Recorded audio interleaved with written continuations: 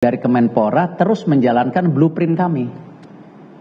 Blueprint yaitu ada event-event internasional yang harus kita ikutin.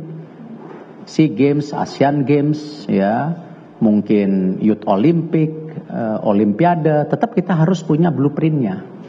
Apalagi pemerintah pusat, ya, Bapak Presiden menginginkan kita sudah mulai fokus ke 17 cabur unggulan.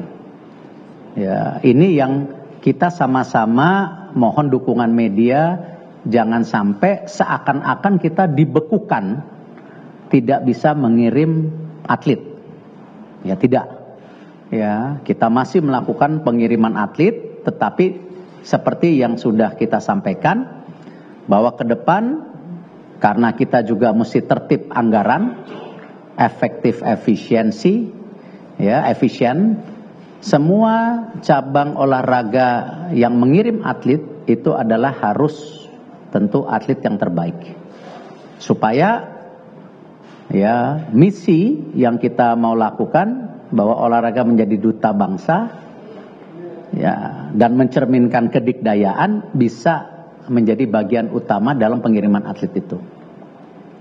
Nah, ini yang kira-kira mungkin saya ingin sampaikan ke media, konteksnya jangan sampai seakan-akan ya dunia kita, dunia olahraga berhenti total. Tidak.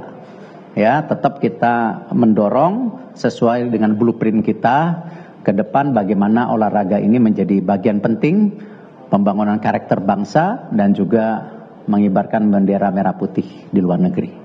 Mungkin itu yang saya mau sampaikan. Kalau ada tanya jawab silakan. Ya, selamat siang Pak Erik, saya Ragil. Ini kan dari keputusan IOC kan ada himbauan bagi Indonesia untuk menjadi tuan rumah event-event dunia.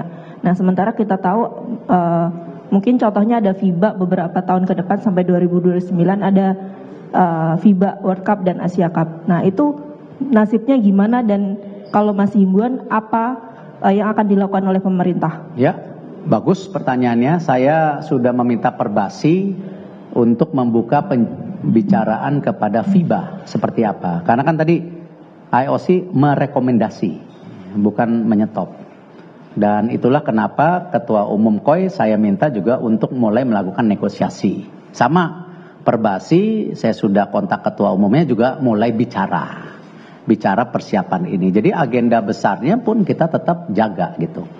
Cuman memang konsekuensi dari putusan kemarin, ya tadi sudah disampaikan dan saya rasa kita harus saling menghormati antara pemerintah, KOI dan IOC.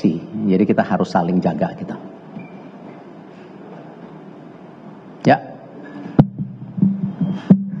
Selamat siang Pak Erik, Rebi dari Kompas. Melanjutkan pertanyaan yang tadi Pak. Selain basket juga kan mungkin ada beberapa cabur yang lain yang rutin begitu ya Pak, mengadakan event kelas dunia lah di Indonesia. Apakah kemudian dari pemerintah juga akan ikut aktif kemudian ke cabur-cabur juga untuk mungkin berkomunikasi dengan federasi internasional?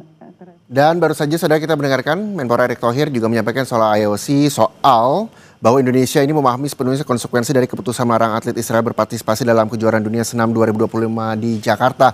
Itu dia memberikan statement tentang IOC.